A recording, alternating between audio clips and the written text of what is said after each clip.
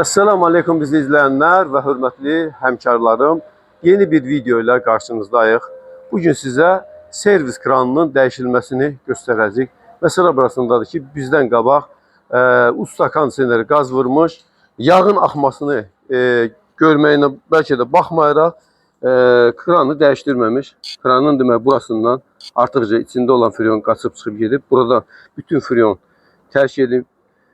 Bəziləri elə bilirlər ki, bu deməli qayka əgər bunun üzərindədirsə kondisionerin qazı içində qalacaq. Bu əslində belə deyil. Kondisionerin bu hissəsi, kranın bu hissəsində rezin deməli prokladka var və sual oluna bilər ki, bu rezin prokladka burada bəzi vaxt 37 bar, 41 bar təzyiq olduğu halda necə olur ki, o böyüklüyündə təzyiqi saxlayır. Əvvəla orada çox kip vəziyyətdə oturub. Yəni orada olan iki hissənin arasındakı məsafə həddindən artıq azdır və o rezin ora girəndə orada çox böyük kiplik əmələ gəlir. İkincisi isə əgər bu tərəfdən deməli yüksək təzyiq əmələ gəlirsə və rezin əgər təzədirsə, o zaman o rezin iki metalın arasında sıxılır və oradan qazın keçməsini imkansız edir.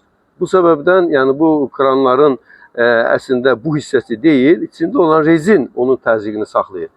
Bəs bunu dəyişərkən nəyə diqqət etmək lazımdır? İnşallah biz indi onu sizə göstərəcəyik. Hörmətli izləyicilərimiz, deməli, kranları yerinə qaynaq elədik. Yəni qaynaq əməliyyatını biz göstərmirik.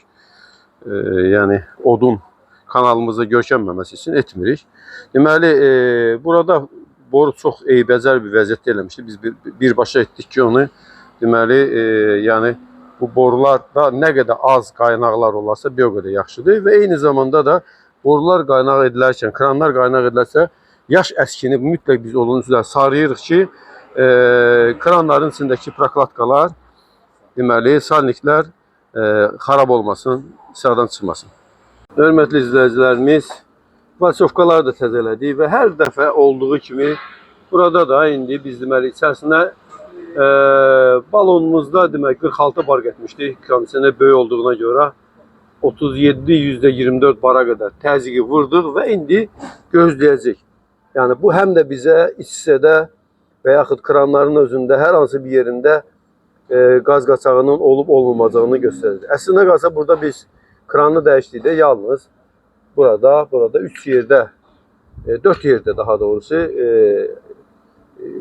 qaynaq etmişik və indi inşallah onlar da yoxlayacaq. Amma birinci növbədə bizim maraqlıdır ki, bəlkə bu kondisionerin içində də qaz qaçağı olsun. Bəli, hörmətli izləyicilərimiz, həmişəki kimi azotla test etdik. Azotla test edərkən daha bir qaz qaçağını biz tapdıq orada. O da neydi, hardan idi? Deməli ki, bir qədər də artıq sıxmaq lazım imiş borunun qaykalarını.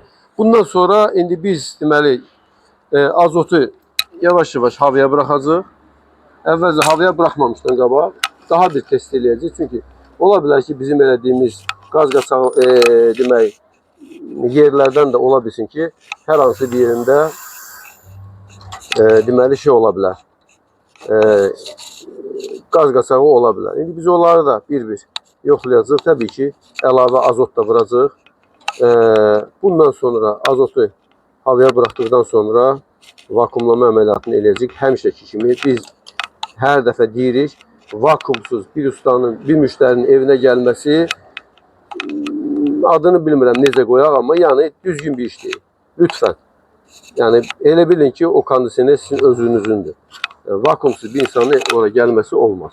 Hal-hazırda 10 atmosfer təzyiq var. Bunun özü də bizim üçün kifayət edir və biz indi həmin o elədiyimiz yerləri yenə də sabun köpüyü ilə vururuq. Təbii ki, burada 20 ilin ustası bu qaynağı edibsə, inşallah buradan elə bir şey olmamalı. Amma yenə də 20 il yox, 40 il olmuş olsa, hər dəfə ehtimal var və biz o ehtimalları aradan qaldırmaq üçün təbii ki, sabun köpüyü ilə və ən doğru olan da budur. Yoxlayırıq. Gördüyünüz kimi hələ ki görünmür və ən axırıncı yerimiz də buradır.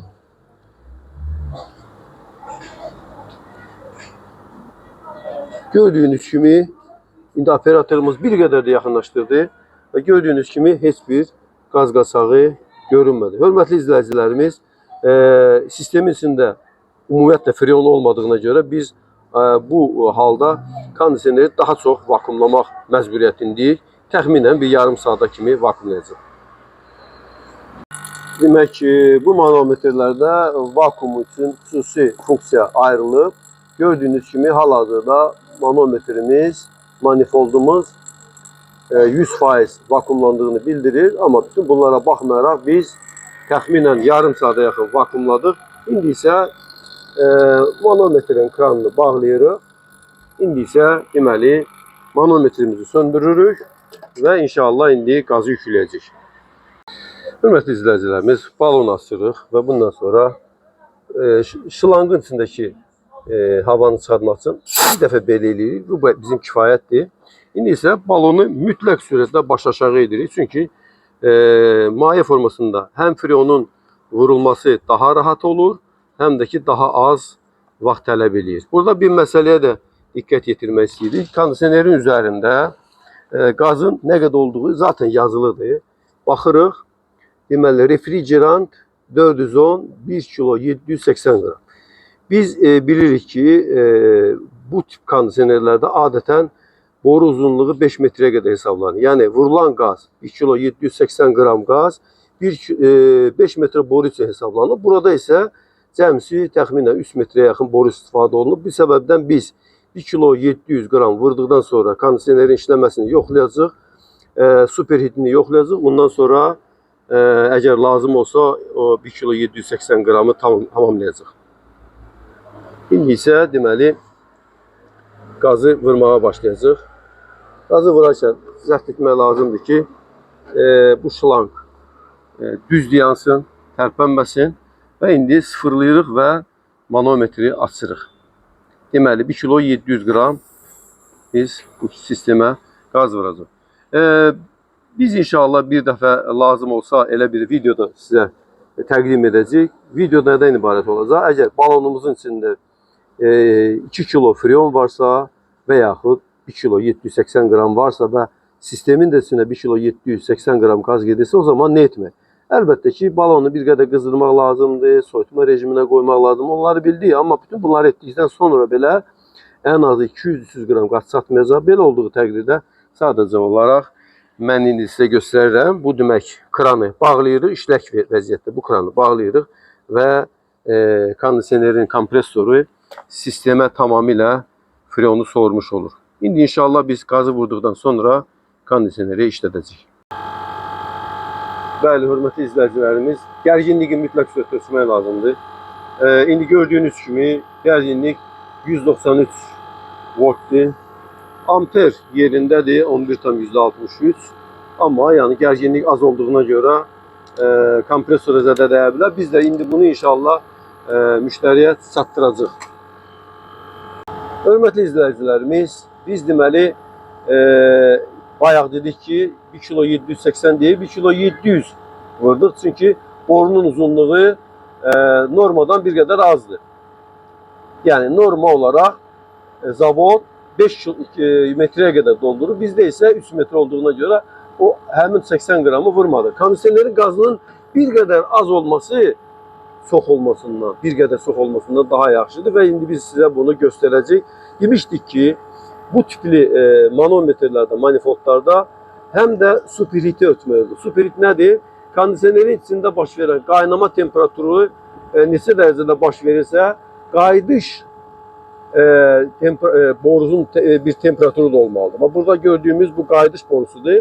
Qaynama bizdə indi 3,6 dərəcə temperaturda gedir. Amma qayıdış borusunun temperaturu 8,2-dir.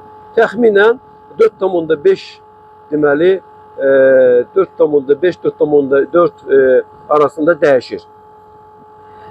Əcəba biz o 80 qram freonu vursaq nə olur? Əslində hal-hazırda tamamilə normanın içindədir. Normaya görə burada hansı deməli temperaturda qaynama gedirsə, ondan 4-7 dərəcə yuxarı borunun temperaturu olmalıdır. Yəni freon qaynadıqdan sonra o yol gələrkən onun temperaturu, buxarın temperaturu da 4-7 dərəcə arasında dəyişə bilir. Bizdə hal-hazırda normal olduğuna görə biz əlbəttə ki qaz əlavəsi etməyəcəyik. Gördüyünüz kimi 4,1 dərəcə düşüb. Bu da 4,2, 4,1 dərəcəyə düşüb. Bu da bizim üçün kifayətdir. Və hörmətli kolleqalarım, gördüyünüz kimi işi görəndə tam mənasında deməli soyutma texnologiyasının bütün şərtlərini yerinə yetirərək etmək lazımdır. Bunun başında azot ilə test etmək, vakuumlamaq və tərəzi ilə qazı sistemə yükləməkdir. Başqa üsullarla kondisionerə qaz yükləmək olarmı? Əlbəttə ki, olar. Amma ən doğrusu zavod göstəricilərinə qayıtmaqdır. Zavod göstəriciləri 1 kilo 780 qramı nəzərdə tutmuşdur. Biz boru az olduğuna görə 1 kilo 700 vurduq və kondisionerin ideal işlədiyini gördük. Deməli ki, bir kondisioner ustasının mütləq surətdə həm tərəzisi, həm vakuumu mütləq olmalıdır. Başqa şeylərlə işimiz yoxdur. Amma bu şeylər olmadan bir kondisioner ustasının hər hansı bir kondisioneri təmir etməsi onun qeyri-professional olmasından xəbər verir. Hörmətli izləyicilərimiz, biz burada özümüzü göstərmək üçün etmirik. Bunları sizə bir deməli informasiya olaraq saxlayırıq ki, onsuz da bugün, sabah, nə vaxtsa biz vəfat edəndə bu informasiyalar daimi internetdə olacaq və siz də bunları istifadə edəcəksiniz. İnşallah bizə dua edəcəksiniz. Mən Yusuf müəllim, kondisionerlərin təmir kitabının müəllifi. Bu kitabı oxumaq istəyənlər lütfən bizə mesaj yazsınlar. Biz də kitabın PDF formatında sizə WhatsApp-la göndərək. Bizi axıra qədər izlədiyinizə görə biz sizə təşəkkür edirik. Əssəlamu aleykum və rəhmətullahi və bərəkət.